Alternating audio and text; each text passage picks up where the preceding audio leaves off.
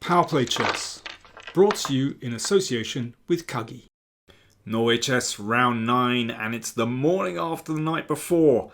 I'm looking at the game between Hikaru Nakamura playing white and Liren black. This is their Armageddon game, of course, classical game drawn. And Hikaru Nakamura looking to get closer to Magnus Carlsen, who's in the lead. And of course, Ding having a disastrous tournament. Poor guy is obviously really suffering. So could Nakamura win this Armageddon game?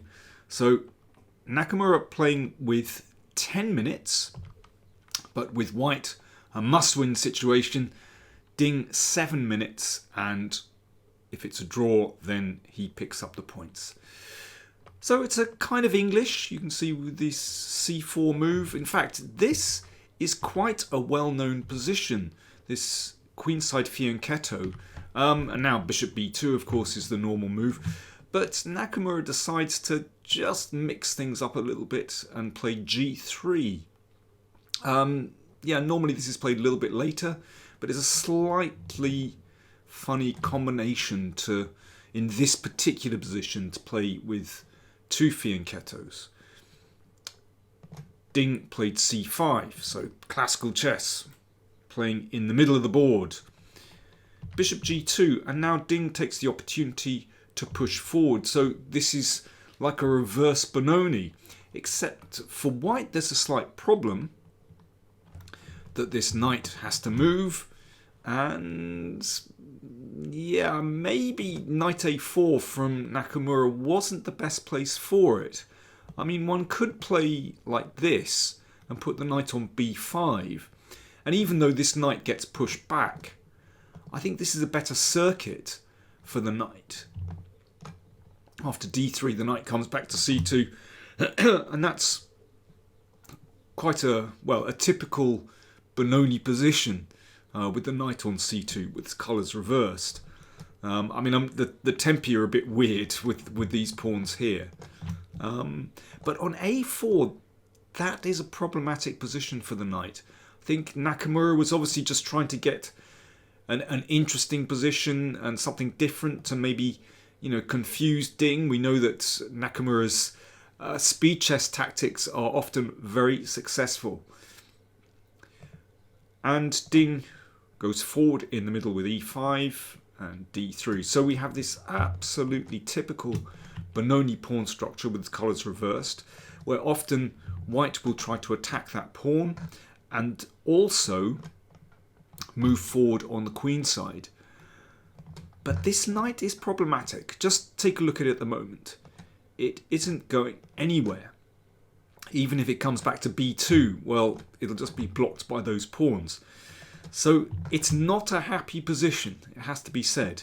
So let's see, can Nakamura improve things? h6 from Ding, I think that's a good move. This bishop is actually a problem for white. It's not just that knight. But where is this bishop going? You can see, it'll just be blocked by those central pawns. Hasn't got a good diagonal at the moment. a3 wants to expand, and Ding closes that down. Rook e1 hits the e-pawn, and bishop d6 defends that e-pawn. And now h3 from Nakamura. So he wants to initiate this plan to play g4, g5 to open up black's king side. Well, that's certainly an interesting one. There was another way of playing, and that's with c5 to try and improve the situation of this knight, and then play b4. You can see that there is potential perhaps for this knight at some point to land on b6, and of course if this is taken, then white crashes through it in the middle. Now there's a lot of exchanges there. Maybe Nakamura instinctively didn't want that because he's got to play for a win here, and h3 fits that scenario. He wants to try and shake things up on the king side, but that move c5 would give that knight some potential. Ding plays bishop f5, just pointing at that weak pawn. So classic move in the Benoni. But it does provoke the g-pawn's advance. g5. So that starts to open up the king position.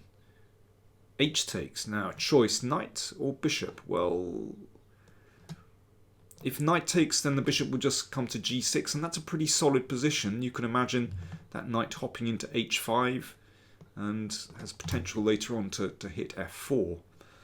So bishop takes g5 and a pin. Rook e8. Okay. Had to just guarding this one and potentially looking to move forward here. c5 and pushes the bishop back to c7, and Nakamura plays knight b2. Right, so he's looking to reroute that knight. Now if it lands on c4, looking at the e-pawn and looking at these squares, even though those squares are covered by the bishop, well, we can see that the position of the knight has improved considerably. So are things getting better for white? Is Nakamura climbing back into this game? It's certainly a very double-edged position, with the king side opening a little bit and this knight hopping back into the game. You ever think, how do you play with black here? Black to play. You ever think, I'll have a drink of my lovely morning cuppa? That's good stuff. Well, Ding wasn't fazed. He played queen d7. Excellent move. So, just connecting the rooks. But importantly, stepping out of that pin. Now, watch what happens if the knight comes to c4. Then this knight hops into d5. Now we can see the downside to advancing that c-pawn, because it's allowed the knight into this beautiful square on d5 and could well hop into c3, and that is a proper octopus knight. Certainly looking very powerful there. So after queen d7, Nakamura decided, right, I've got to get rid of that knight. So that does damage black's kingside a little bit. However, that bishop covers the king, and look at white's king. Well, there's an open g file now. Now, who can activate the quickest on the king side? Well, the queen is not badly placed there. Knight h4. Aha! So now white's queen comes in. Ding played f5, which looks like a pretty natural move to me. Covering this square, maybe looking to advance later on with e4. The computer tells me that king h8 is a good move, and in fact after rook g8, black in fact is going to take the initiative in this position. But f5 looks very good too. And Ding plays this just as in a different way. After queen h5, king g7, this is actually a very solid way to play, because what he's done is just put that bishop on g6. I mean, there is no way that white can attack the king with this solid formation, and potentially a rook even coming to h8. So Nakamura exchanged off that bishop and then dropped the queen back. But look, nice pawns here, and the king is perfectly safe behind that barrier of pawns. But I suppose Nakamura can at least console himself by saying, well, improve the position of the knight. This bishop doesn't have an opponent, but can he hold out against this wonderful pawn front? Let's see. Rook d8. That makes a strong impression. So it feels like this one is going to advance pretty soon, and then black's piece is beautifully centralized. b4.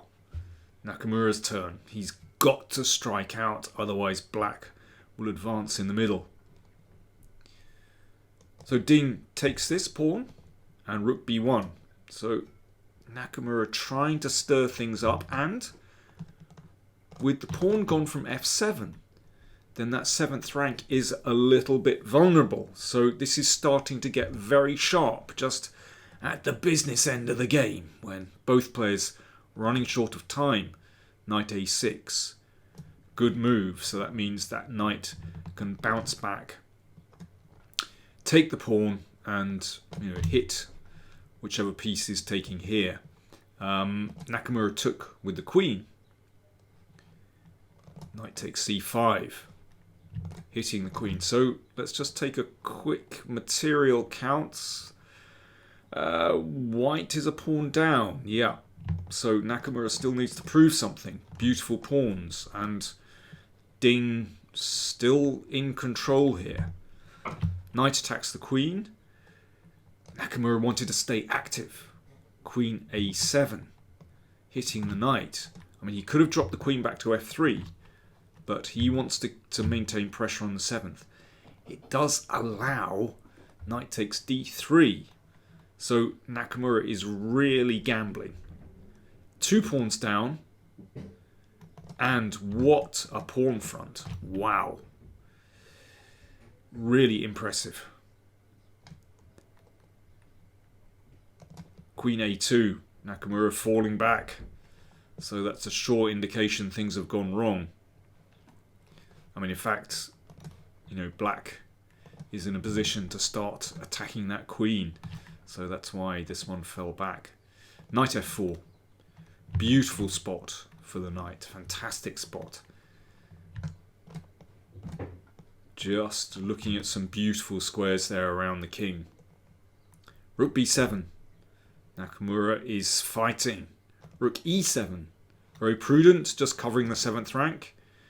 Queen a7. Okay, a little bit of pressure again.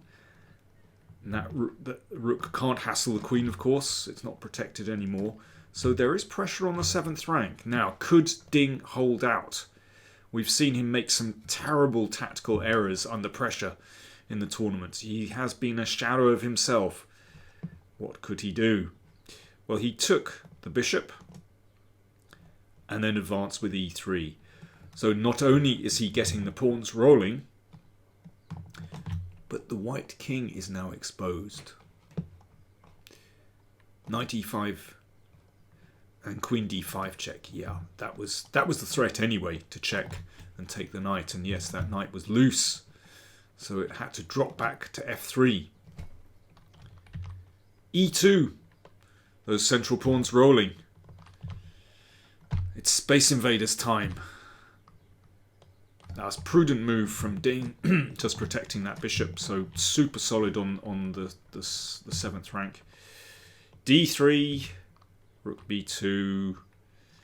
So Nakamura trying to defend. That bishop now coming in, hitting the rook and ready to move to c3 as well. Nice move covering the king. That's always gives you a feeling of security. Rook b5, hitting the queen. Queen e4, maintaining that pin. I mean, okay, ladies and gentlemen, I present to you, for your instruction and edification, a picture of centralization.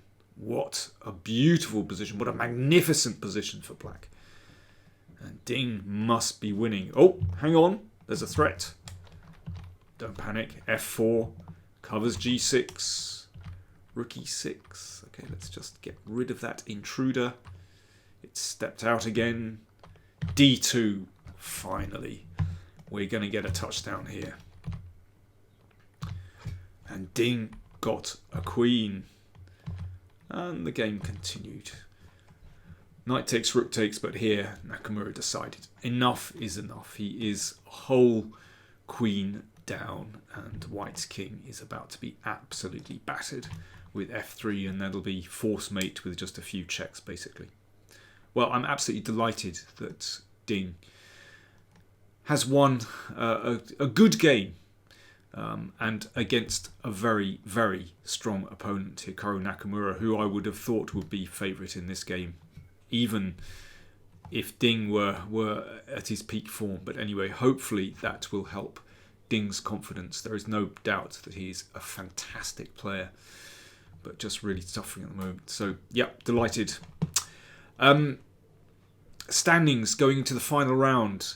We have Magnus Carlsen with 16 points, Hikaru Nakamura 14.5, Praggnanandhaa 13. And if we look at the games for round 10, Carlsen has white against Caruana, Praggnanandhaa has white against Nakamura, Ding white against Firouzja. So Carlsen basically just needs to avoid losing and he will win the tournament. So let's see what happens. I'll report back. Thanks for watching.